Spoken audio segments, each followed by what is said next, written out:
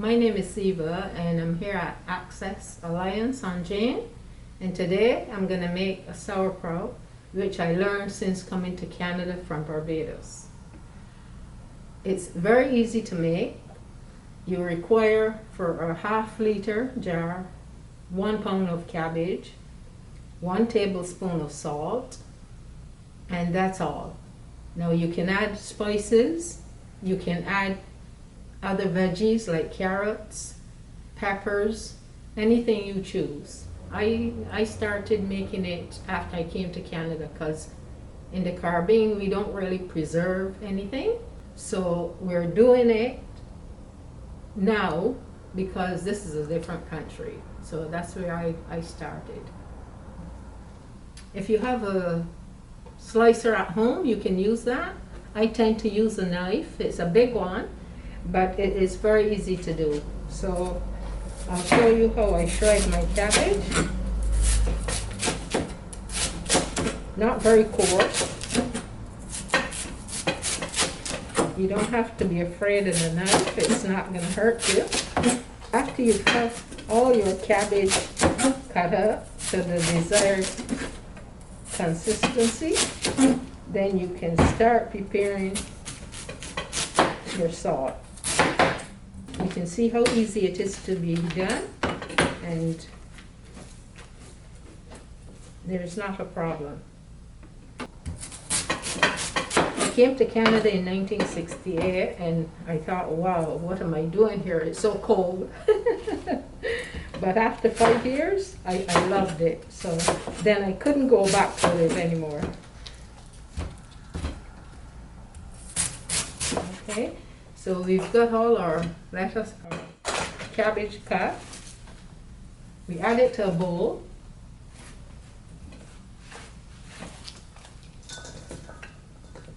And now we're going to add our salt.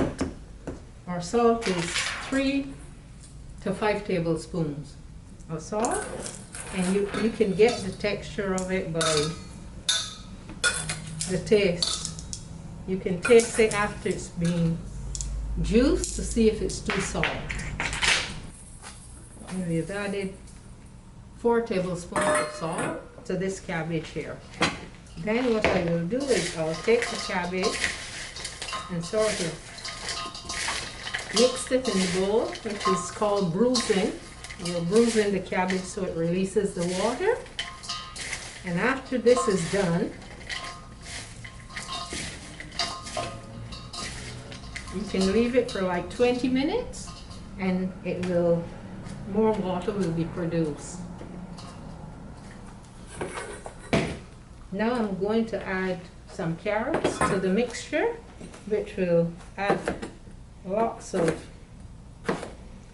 variety, make it more crispy and nice. So here's our carrot. You can cut it in strips or on an oblong angle. As long as it's cut thin for myself, I don't worry about how it goes into the cabbage. But this adds a little, it's so pretty, you know? Yeah. Okay, and then we will add some jalapeno also. You can cut it in strips. You can remove the seeds if you so choose because they're very peppery. So they might be a little too hot. But it's not complicated at all. I think it's the easiest thing one can do.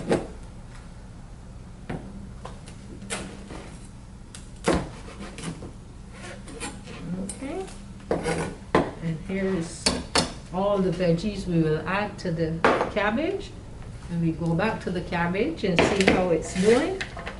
And more liquid is being produced. Now some people will pound the cabbage. You can do this if you want to. I tend not to, but it's up to you. You can squeeze it and it will release as much. Now if you're in a hurry and you don't want to wait on it to produce the juice required, then you can put it in the jar and just press it down and it will release its juice. You can see how it looks. Before the container was quite high and now it's settling down. You can add parsley also, anything that makes it look beautiful. You can add red cabbage also if you choose. Okay, from here, okay, after we have done the cabbage, we put it aside for a few minutes and then we will turn to our jar, which we'll be using today, and we will add some hot water to the jar and sterilize it.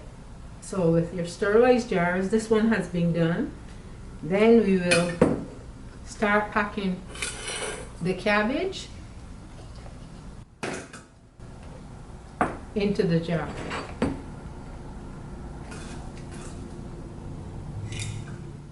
From here you can add some of your peppers, which makes it look very pretty. Some of the other jalapenos.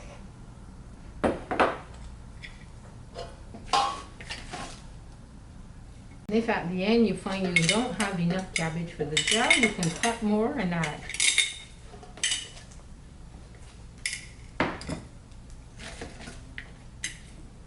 It looks so good. I think you can eat some right away if it weren't too salty at this point.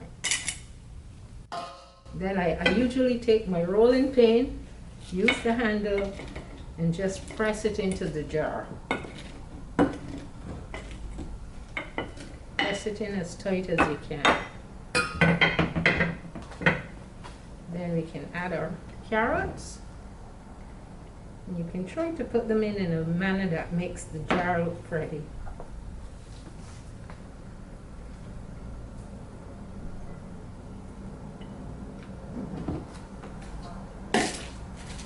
Continue with the cabbage.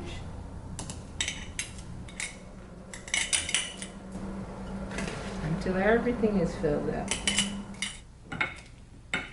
If after you've done the jar and there's not enough liquid, you can make a brine solution which consists of 2 tablespoons of salt and 4 cups of water. Bring it to a boil and add it to the sauerkraut.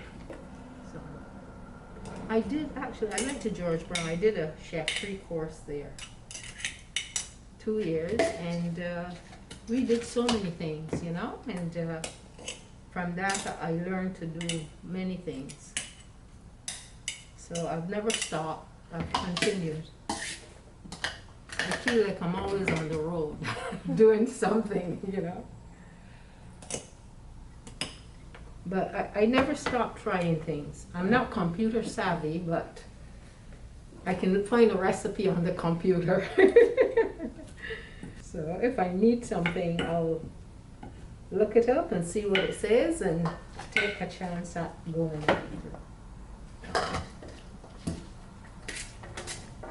If you look, you can see liquid in the bowl. There's, you know, the liquid that will ferment. Yes. So it's doing pretty good. You leave a little head space because when it starts to ferment, the liquid will overflow if you don't have the space. But in case, you just put something at the bottom of the jar and which will hold any liquid that overflows. Okay, and I think this is the result. This is the result. It's beautiful. You can see the liquid.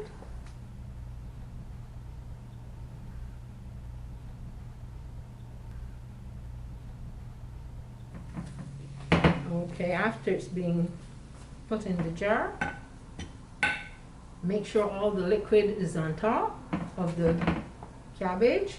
Then I take a leaf and just fold it inside. This will stop any bacteria from getting into the jar. It will keep the air out, and the liquid will come over this leaf that you've installed inside the jar, just like that. Okay, so there it settles, and then you have your liquid over. And remember, if you don't have enough liquid, just boil your salt solution and add a little to it. And then what I do, I have some cheesecloth. You can put a plastic container on top also, because you still want a little air to be able to cause the fermentation. So I cover it with my cheesecloth, maybe 2 pieces so flies don't get in. And just tie it up with a piece of string. And then I will put it to ferment maybe 3 weeks. You can taste it after 2 and see if you like the crunch. And that's my sauerkraut.